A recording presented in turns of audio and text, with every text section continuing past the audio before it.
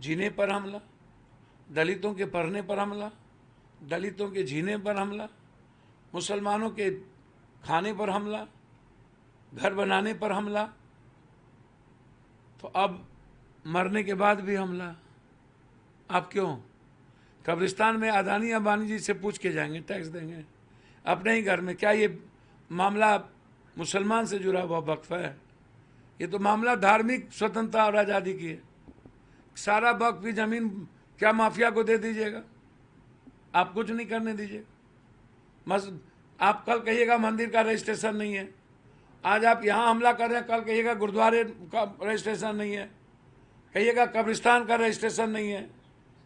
तो आप कब्रिस्तान या किसी की जमीन, कोई व्यक्तिगत जमीन आप देख लीजिए।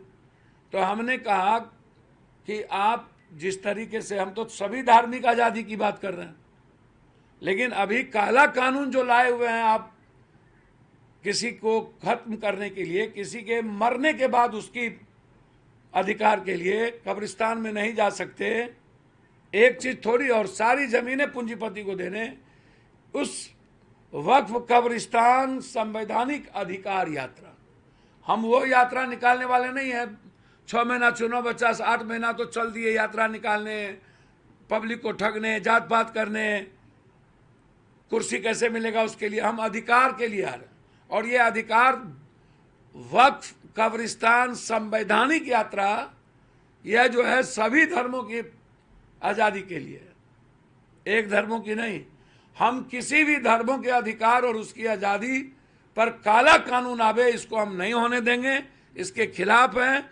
हम सभी इमारत शरीयत से हो, चाहे उलेमाओं से हो, चाहे मिली काउंसिल से हो, सबके इदारा के चीफ से हम बात किए हैं।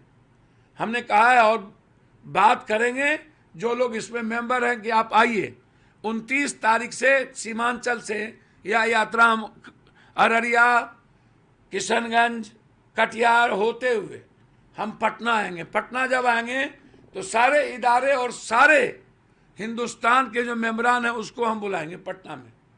तो इसलिए अधिकार काला कानून के खिलाफ है, ये किसी एक धर्म के लिए नहीं है। लेकिन आप मुसलमानों की जीने की आज़ादी तो छीन ही लिए, नमाज कहाँ पढ़ेंगे उसमें आप उसको आतंकवादी कह देते हैं, चलेगा तो उग्रवादी हो जाएगा दलित। और मरने के बाद भी मुसलमान को दफनाने की जमीन टैक्स देना पड़े, आपसे पूछना पड़े, या किसी भी धर्म को, ये हम नहीं चाहेंगे, इसके खिलाफ है। क्या नाम है आपका यात्रा का? मैंने तो पहले कहा कि वक्फ कब्रिस्तान वक्फ संवैधानिक अधिकार यात्रा। चलिए, अरविंद केजरीवाल को है आज सुप्रीम कोर्ट से जमानत मिल गई है, भैया बहुत पहले मिलनी चाहिए। पॉलिटिकल वेंडेटा में किसी को जेल नहीं जाना चाहिए। भ्रष्टाचारी, अपराधी, माफिया, बलात्कारी को 3 महीने के अंदर फांसी दो या सजा करिए, स्पेशल कोर्ट बना दीजिए, उसको सफर ना करना पड़े, गलत जेल में ना रहना पड़े। रह तो गए इतने दिन जेल में, और वो भी ईडी सीबीआई का हंस गया। 10 साल में आपने हेमंत सोरेन जी को जेल भेज दिया उठा करके। तो भैया जो हाल आपने किया है ये तो दुनिया देख रही है। तो यदि अरविंद केजरीवाल भ्रष्टाचारी हैं, फंसे हुए हैं, तो अविलंब केस खोलवाइए और सजा कर दीजिए, लेकिन पॉलिटिकल नहीं, न्यायालय देखेंगी। ये गलत है, ये परंपरा गलत है।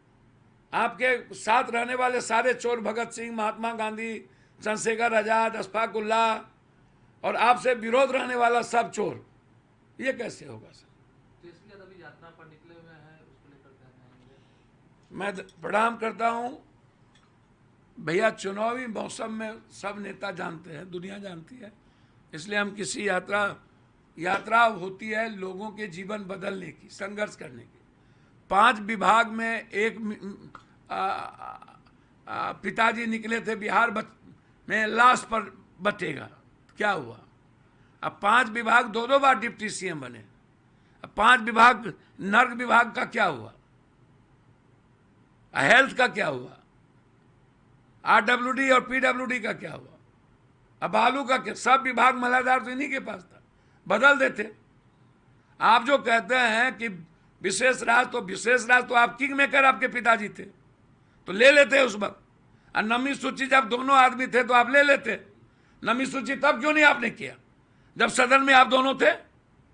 तो नमी सूची में आपको लाना चाहिए, आप उसको याद नहीं रहा। आज राजनीति याद आती है और सियासत के लिए आपको सब कुछ याद आता है। सब लोग, यही तेजस्वी जी की यात्रा की बात हम नहीं कर रहे, और भी लोग यात्रा करते हैं जिसका न जमीन से मतलब, न लाठी का है, न संघर्ष किया, न किसी की मदद किया, न औकात है।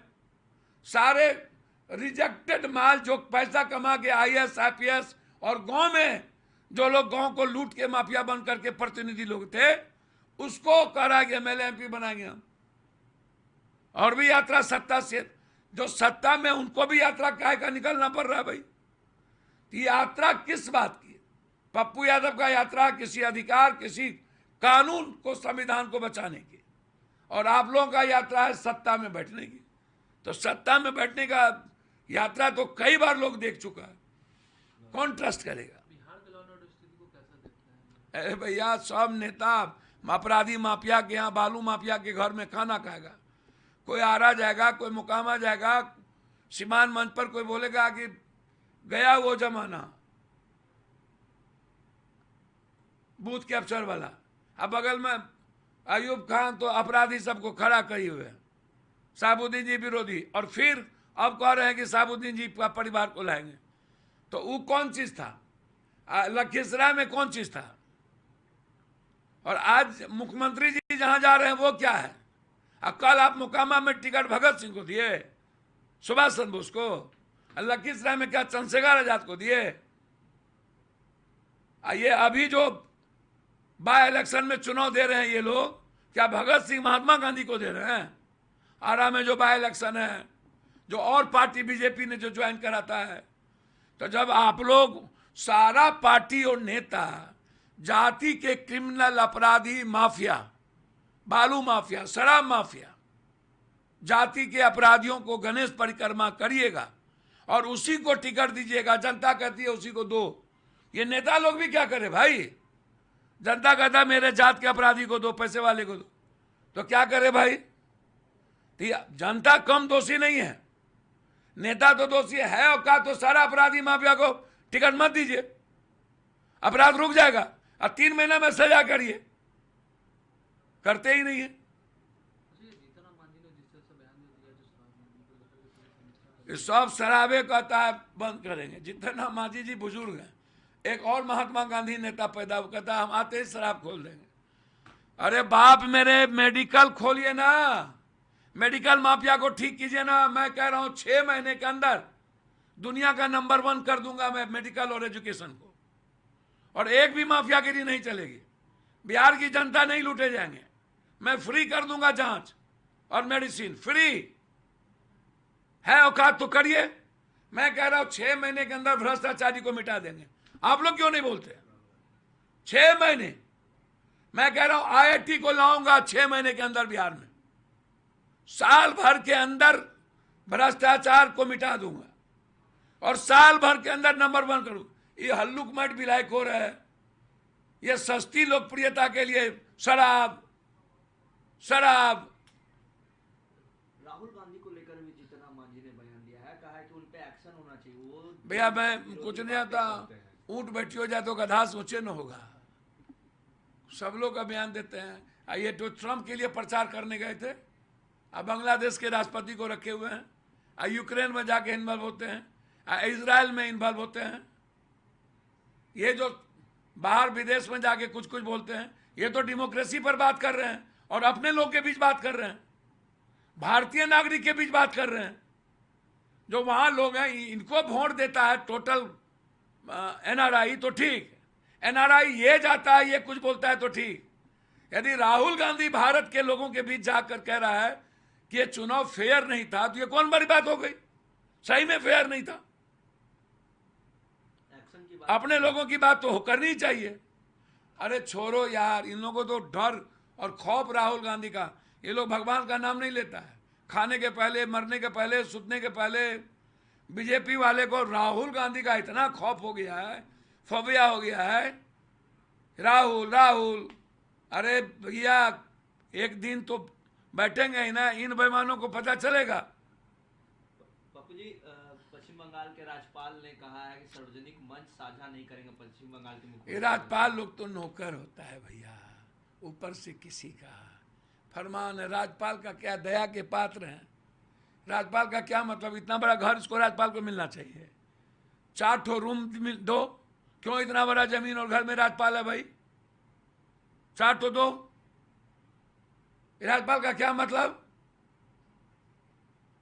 कहेगा राज्यपाल पद हटाओ जबरदस्ती, इतना पैसा खर्चा होता है। एकदम राज्यपाल का पद हटाना चाहिए, यह संघीय व्यवस्था के लिए खतरा है। ये राज्यपाल टाइप का कोई एजुकेशन अपना संवैधानिक काम ही करवे नहीं करेंगे। ये जाकर के किसी पॉलिटिकल पार्टी का वर्कर बन जाएंगे। क्या है ये? पॉलिटिकल पार्टी का वर्कर बन के गए हैं क्या? गाली देने गए हैं? किसी सरकार को अस्थिर करने गए हैं? चुनी हुई सरकार के खिलाफ इनको भेज देता है। इस संवैधानिक पद पर गए तो पहले तो इनका इतना बड़ा बहाल छीनिए, 4 ठो रूम दीजिए, और राज्यपाल पद की कोई जरूरत नहीं है। बकवास बात है ये।